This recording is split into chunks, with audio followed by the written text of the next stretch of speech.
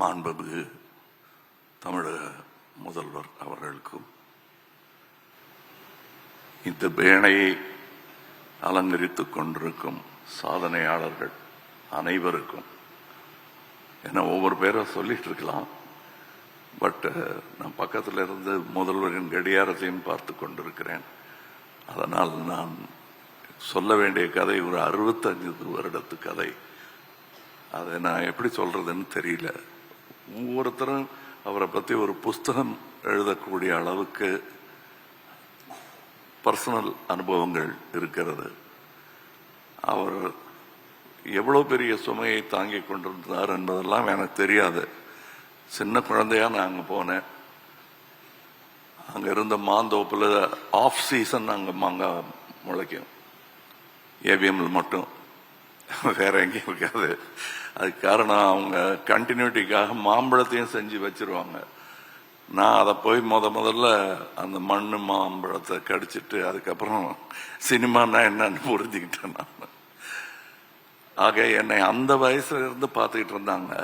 இவங்க படத்துக்கு வைத்த டைட்டில் எல்லாமே ஒரு குழந்தைய கொஞ்சற மாதிரி தான் எனக்கு வச்சிருக்காங்க. எனக்கு தகுதி இருக்கோ இல்லையோ, வர வேணுங்கிற நல்ல குணங்கள் எல்லாம் வர வேண்டும் என்று அவர்கள் நினைப்பதையெல்லாம் என் படத்துக்கு டைட்டிலா வச்சிருவாங்க. அது நீ பார்த்தீங்கன்னாலே தெரியும், எனக்கு கொஞ்சற மாதிரி தான் இருக்கும். அவருக்கு எந்தெந்த விஷயங்கள் பொருந்துமோ அதெல்லாம் எனக்கும் பொருந்தும். அவரும் சகலகல்லா வல்லவர் தான். அதெல்லாம் தனக்கு இருக்கிற புகழையெல்லாம் அவர் அப்படி கொடுப்பார். அவரு நான் அவர்கிட்ட சின்ன வயசுல இருந்து இருந்ததுனால கொஞ்சம் தைரியமா பேசுவேன். இப்போ சொன்னார் இல்லையா, வைரமுத்து சார் சொன்னார், இல்லை நீங்க யாருன்னு எனக்கு தெரியும், தெரிஞ்சிருந்தா கூட நான் போய் அவங்க கூட தைரியமா பேச முடியும்.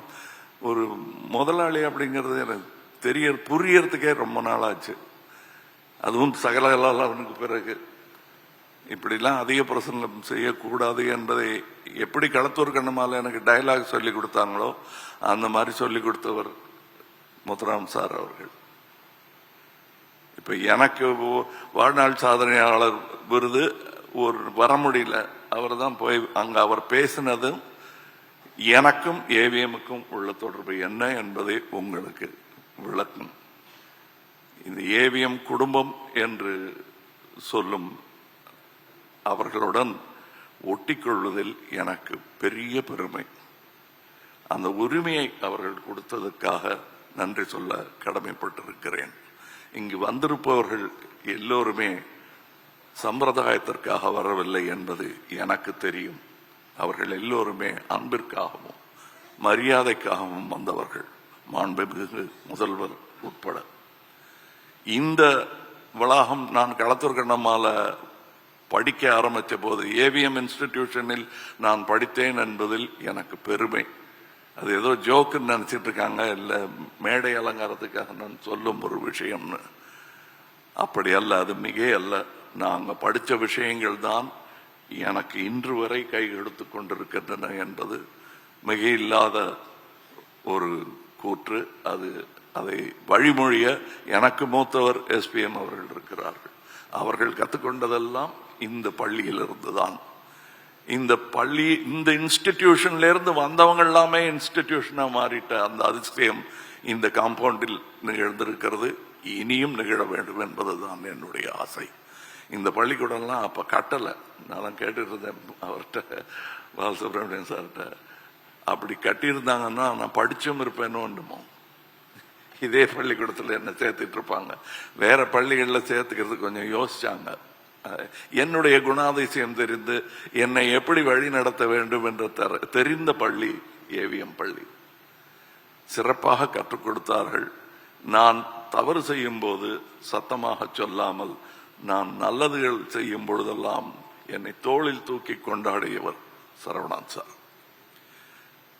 அது நான் அபூர்வ சகோதரர் ராஜபார்வை முடிந்த பிறகு அவர் சொன்னார், நான் இப்படி பண்ணலாம் சார், அப்படி பண்ணலாம் சார், என்ன சார் இப்படி இருக்குலாம் சொல்லிட்டு இருப்பேன். எடுத்து பாருங்க கமல். எல்லாரும் நினைச்சிட்டு இருப்பாங்க எடுத்து பாரு கமல், எடுத்து பாருடா கமல் தான் பேசியிருப்பாரு சரவணன். இல்லவே இல்லை.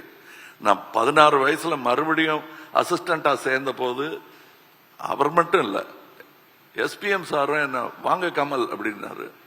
ஏதோ தப்பு பண்ணிட்டோம் போல் இருக்கு, என்ன நீங்க வாங்க போங்கன்னு சொல்றாங்களே அப்படின்னு நினைச்சிருந்தேன். அப்புறம் என்ன கூப்பிட்டு சொன்னாங்க, நீயும் இனிமே எல்லாரையும் அப்படியே சொல்லு. நான் இன்னி வரலாம் அப்படிதான் இருக்கேன் சார்.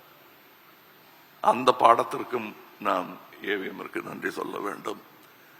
அது ஏவிஎம் என்பது நான் அவர் பெரியவரை பார்த்திருக்கேன். அவர் இல்லாத மாதிரியே தெரியாமல் வழி நடத்திய ஒரு முக்கியமான மகன் இவர். அந்த 4 பேரை தூக்கி பிடிச்ச இன்ஸ்டிடியூஷன் தான் அது. ஆனால் அவர் இல்லாத குறைங்கிறது முக்கியமா தொழிலாளர்களுக்கு வரும். முந்தி மாதிரி இல்லைங்க அப்படின்னு அப்படி யாருமே சொல்லல. இப்ப எஸ்பிஎம் சார் அவரை இன்னைக்கு வீட்டுக்கு போய் ரெஸ்ட் எடுத்துக்கங்கன்னு பிடிச்சி தள்ளி விடணும். அவரை அங்க இருப்பாங்க. ஸ்ட்ரைக் இருந்த போது கூட அந்த ஏவிஎம் செடி வாடிடக்கூடாதுங்கிறதுக்காக பக்கெட்ல தண்ணி எடுத்து ஊத்துனவங்க இருக்காங்க. இது எப்படி இந்த மாதிரி விசுவாசம் ஒருத்தருக்கு கிடைக்கும்னா நல்ல முதலாளிக்கு தான் கிடைக்கும். தன்னுடைய மக்களை தன்னுடைய ஒர்க்கர்ஸை ஜாக்கிரதையா பார்த்துக்கணும்னு எவர் நினைக்கிறாரோ அவர் பெருந்தலைவர். அப்படிப்பட்ட ஒரு பெருந்தலைவர் இங்கே இருக்கிறார். அந்த பென்ஷன் ஊதியம் 23 கோரிக்கைகள் வைத்ததற்கு ஆச்சரியப்படும்படி அதற்கு பதில் சொல்வதாக அல்ல, செயலில் செய்து காட்டி இருக்கிறார். இந்த அரங்கத்தில் அந்த நன்றியை சொல்வது முதல்வருக்கு செய்யும் கௌரவமாகும். காரணம், இந்த வளாகமே உருவாக்கப்பட்டது அவர்கள் தொழிலாளர்களுக்காக. அதனால தான் சொன்னேன், நான் கொஞ்சம் நான் படிக்கிற காலத்தில் இதை கட்டியிருந்தா படிச்சிருப்பேங்கிற அளவுக்கு எனக்கே இருக்குன்னா அங்க இருக்கிற தொழிலாளர்களுக்கு எவ்வளவு பெருமையா இருக்கும். இந்த பெருமையெல்லாம் அவங்க பெருசா வெளியே சொல்லிக்கிட்டது கூட கிடையாது. இந்த மேடையில் சொல்லும் போதுதான் தெரியும். காந்தியார் அவர்கள் பார்த்த முதல் படம் என்னன்னு பார்த்தா அதுலயும் பெருமை இருக்கு ஏவிஎம்க்கு. அவங்க தொழில்நுட்பத்தில் செய்திருக்கும் வித்தியாசங்களை எல்லாம் இன்று நாங்கள் செய்ய முயன்று கொண்டிருக்கிறோம். இந்த வசதிகள், இந்த டெக்னிக் இல்லாத போது சின்ன சின்ன விஷயங்கள் நான் சொல்லிக்கொண்டே போக முடியும். இப்ப குஹன் சார்லாம் விளையாடி இருக்கிற ஒரு சறுக்கு மரம் ஒன்று இருக்கும் எதிர்க்க, இப்ப இருக்கிற அந்த பங்களாவுக்கு எதிர்க்க. முதல்ல அதுதான் பங்களாவா இருந்துச்சு. அதுல எப்படியாவது போய் விளையாடணும்னு முத்துராமன் சார் அங்கெல்லாம் போகக்கூடாது, நீங்க வான்னு கூப்பிட்டு வருவாரு. அங்க விளையாடவே விட மாட்டீங்களா அப்படின்னு நினைச்சிட்டு இருந்த போது அதே இடத்துல எனக்கு ராக் அண்ட் ரோல் தியேட்டர் போட்டு கொடுத்து அதுல டப்பிங் பேச வச்சாங்க. அந்த கருவிதான் நான் விளையாடுவதற்கு சரியான கருவி என்று என்னை ஒரு பிள்ளையாகவே சொன்னார்கள். அதனால்தான் பேர் செல்லும் பிள்ளை என்று அவர்கள் படத்திற்கும் பெயர் வைத்தார்கள். இங்கே முதல்வர் ஐயா அவர்கள் பேசவிருக்கிறார்கள். அவருக்கும் நிறைய கதை இருக்கிறது. இந்த சரவணன் சாருடைய 65 வருடத்தில் அத்தனை வருடத்திலும் எனக்கு தொடர்பு இருந்திருக்கிறது என்பதில் எனக்கு பெருமை. காரணம், அவர் கையை பிடிச்சுக்கிட்டு நடந்து வந்த பிள்ளை இன்று இந்த மேடையில் அவருக்காக நினைவை ஒன்றை உங்கள் முன்வைக்கிறது. அவ்வளவுதான்.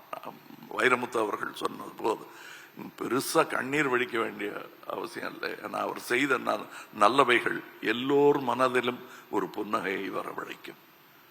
அதற்கு நன்றி சொல்வோம். அவர் என்றும் நம்முள் திகழ்ந்து கொண்டிருப்பார். என்னை பொறுத்தவரை என்னுள் நிகழ்ந்து கொண்டிருப்பார். அவர் இருக்கிற மாதிரியே பேசிட்டு இருக்கிற மாதிரியே எனக்கு தோணும். ஏன்னா அப்படிப்பட்ட நல்ல அட்வைசஸ் சில சமயம் கேட்டிருக்கேன், சில சமயம் கேட்காம இருந்திருக்கேன். கேட்ட போதெல்லாம் கிடைத்த பலனுக்கான நன்றியை இந்த மேடையில் சொல்வதுதான் சரியாக இருக்கும். நன்றி ஐயா.